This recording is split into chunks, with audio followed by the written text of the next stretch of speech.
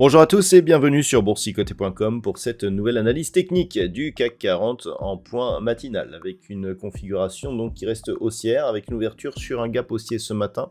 On revient au contact ici de la bande de Bollinger supérieure, on casse ici sur gap donc la zone des 7570 points, mais on reste malgré tout dans une zone assez neutre puisqu'on est toujours ici sous cette zone des 7650 points dans ce range que nous occupons ici depuis le début du mois d'octobre entre donc 7650 grossièrement et 7460 points.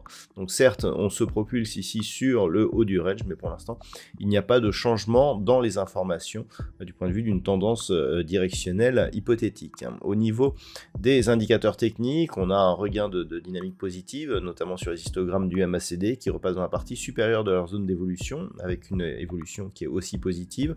Une petite pression temporaire donc sur le RSI en version dynamique, mais un RSI qui reste ici dans sa zone neutre, et des volumes toujours assez faibles, à voir si les volumes du jour seront un peu plus fournis que ceux que nous avons depuis quelques jours.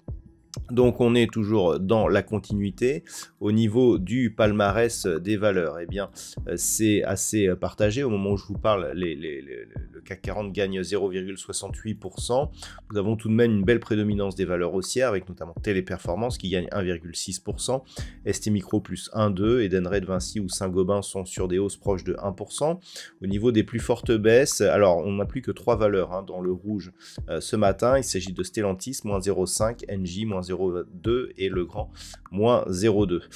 Donc, un marché assez homogène, c'est-à-dire qu'on n'a pas de grosses hausses, on n'a pas de grosses baisses. C'est, je dirais, un marché qui remonte globalement, mais tant que l'on reste ici sous cette zone des 7650 points, il n'y a pas de signal majeur. Donc d'un point de vue court terme, on peut effectivement essayer de viser cette zone. Si les cours venaient à rebaisser, on a comblé ce gap d'une manière très, je dirais, très chirurgicale. On avait un plus haut hier qui se situe à 7580,68. On a un plus bas au moment où je vous parle à 7578,30, donc juste 2 points pour combler le gap, et on repart tout de suite à la hausse. Donc ça montre que d'un point de vue technique, on est sur un mouvement de construction qui est relativement intéressant. On a eu un gap haussier hier qui a été comblé assez rapidement aussi.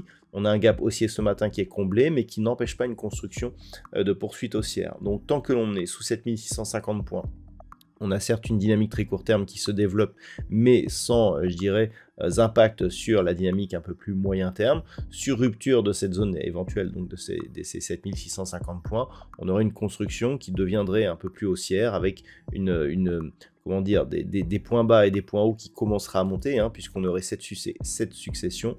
Ici, donc les points bas, et ici les points hauts. Si on casse cette zone, on viendrait marquer un début de tendance haussière selon la loi de Dow, qui pourrait accélérer, même sur franchissement de cette zone qui a déjà été résistance et qui était support auparavant, avant cette cassure ici et retour sous résistance.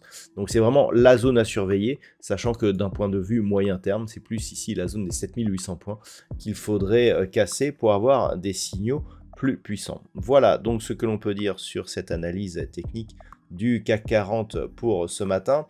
D'un point de vue macroéconomique, nous devrions avoir une séance un peu plus agitée que celle que nous avons eue hier. Hier, il n'y avait pas de statistiques majeures sur le marché.